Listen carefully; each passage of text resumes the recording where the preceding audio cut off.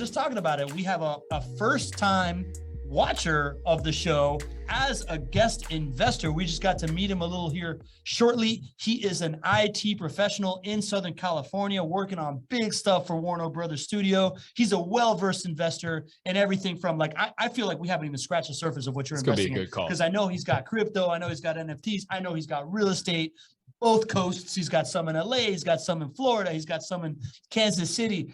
Victor Quevedo, welcome to the show, man. Thanks for having me. Victor, this is the moment where we go into your story, and Victor Quevedo, this is your life. Victor, before we start here, I wanted to get a little insight into why you're investing. What's motivating you beyond just the retirement answer? Talk to me a little bit about what you're passionate about. What do you see like when you are going to retire because of these investments? What are you going to be doing with your time? What moves you? I like traveling, like visiting new places. I've been to like 40 different countries. Really? Yeah. What's your favorite country to travel to? I really like Colombia. Colombia is really nice. I've been there like 6 times. I want to go to Colombia. That's on my list. Well, that's wonderful. It's really great to understand kind of why you're doing this, because just from like call it an outside perspective, you're a super successful IT guy, professional in California, and you made this decision to invest in rental properties, which doesn't sound like you've done a whole lot of work prior to your relationship with Fortune Builders and with JW being a couple different places. Doesn't sound like you were like a real estate guy growing up. Did I read that correctly? Yeah. Okay. Yeah, that's right. So you've made this decision to go and invest in something that people probably called you crazy to invest in at some point, and you continue to reinvest in it because you see the value in it. And then you also have brought your friends and your family, and you've referred, I think, is it 3 friends you've referred to JWB? Yeah, 3 people. It's incredible. It's incredible. I know when you make such a decision to do that, that is one that takes a lot of courage. It takes a lot of due diligence. You make that, and then you continue to do this. And people don't make those types of kind of different decisions with their money unless there's a big payoff. So we got to get you traveling to all the countries in the world. We're at 40. Maybe we should keep a ticker here for you. See how many countries you get to.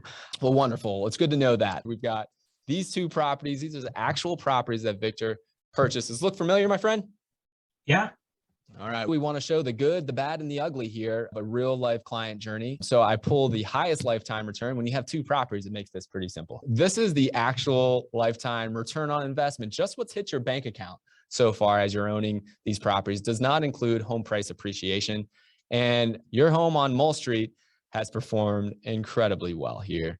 Just over 13% annualized lifetime returns. And that's just including things like cash flow, tax savings, and principal pay down, not including the biggest profit center, which we know is going to be home price appreciation here in a second. No, I didn't really look at that. That's awesome. That's awesome. Well, we produce this client ROI report for you every single month.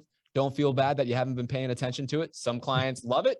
Some clients don't log in and don't see it. I always encourage folks to log in every once in a while, because it's going to help you make better decisions where to put your money on that next asset. And you've got one that's performed really, really well here. I will say you shouldn't fall too much in love with it, because as you have a property that's performed at 18%, 17%, 28% the last few years, so guess what? This is cyclical, right? Yeah. Eventually that resident is going to move out. Eventually you're going to have a property turn. Eventually things will return to the norm. And that's a segue for your next property, which hasn't performed as well. Yeah. So this is the one on Madison, the Magnificent Avenue. And we've had some growing pains with this one. Victor, Yeah. I don't know exactly what growing pains we've had. So I would love to hear from your perspective. Could you share with folks? I mean, we've had some negative return years here.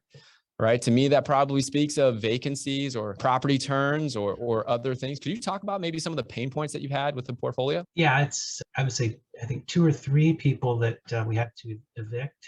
And it's been over, obviously, I think in 2019, and then as well as last 2021. Actually, I think it was 2020, really.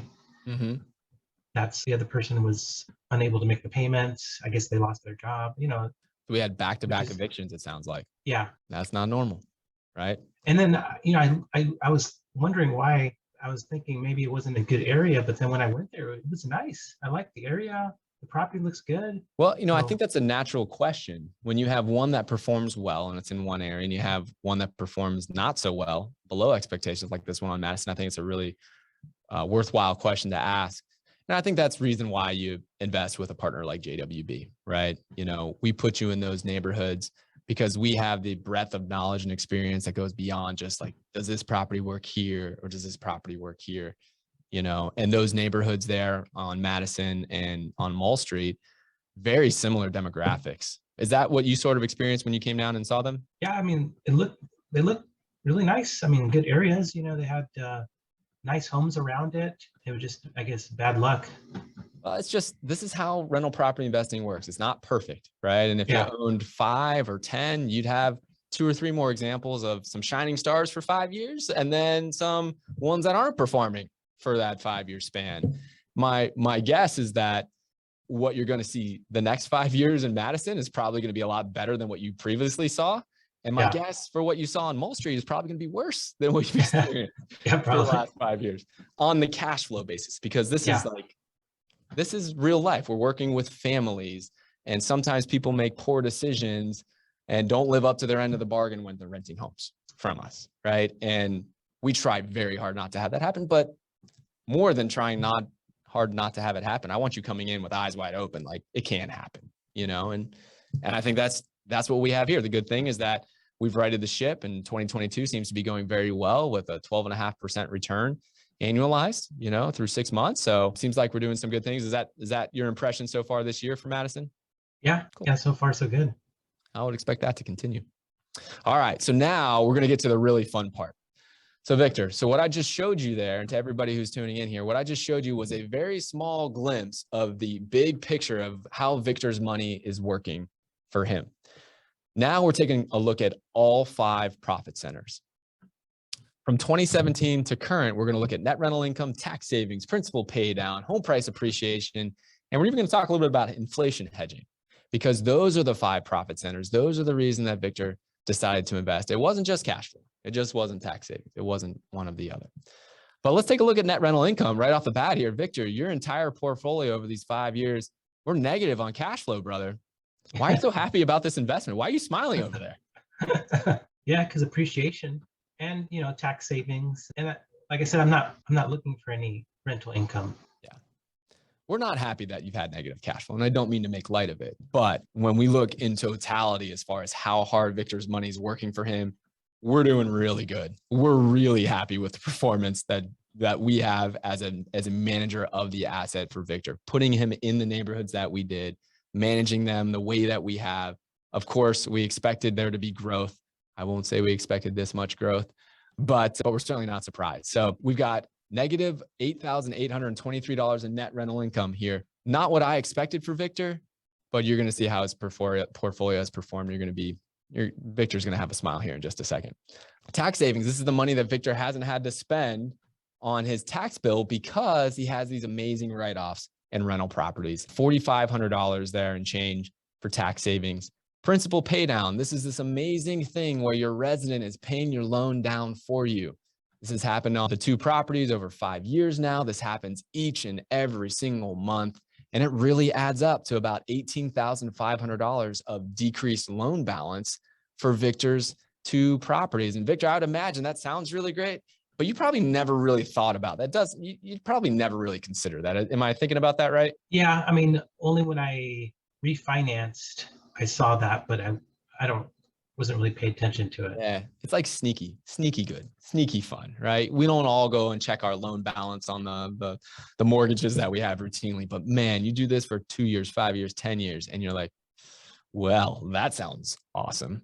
And many times that amount is higher than your net rental income, which is only what people pay attention to. So got to look a little bit beyond it. Look at this, man. Home price appreciation, $175,000 over 2 properties. Clearly, there's a reason to evaluate your market based on growth potential here when we're seeing this. Congratulations, my friend. Did you know that this is the equity that you've earned? No, not that much, because I was looking at it a little bit when I refinanced, but I know it's appreciated a lot this year. I ran the numbers. I didn't use Zillow. I didn't use one of those aggregators. I ran my own analysis based on what things are selling for in the Jacksonville market right now. So That's a real number out there and something you should be really, really proud of. I mean, you made the decision. If we go back to you being a crazy guy, right? You did this crazy thing that people said was crazy. Well, look at how your money is performing versus your other alternatives, mainly the traditional average ways to invest, which is stocks, bonds, mutual funds. You're crushing it, brother. And then inflation hedging here, just important to note that the consumer price index, which is what the government uses to measure inflation, is 8.3%. There is more value today to invest in hard assets and take out smart debt on those hard assets, more value today than there's been in 40 years. And the reason I say 40 years is because I'm going back to the last time inflation was measured and was this high. In inflationary time, hard assets, taking out smart debt wins. And so you are absolutely winning. I do want to point out that we do take out the selling, holding, and closing costs here when I reveal what Victor's rate of return is.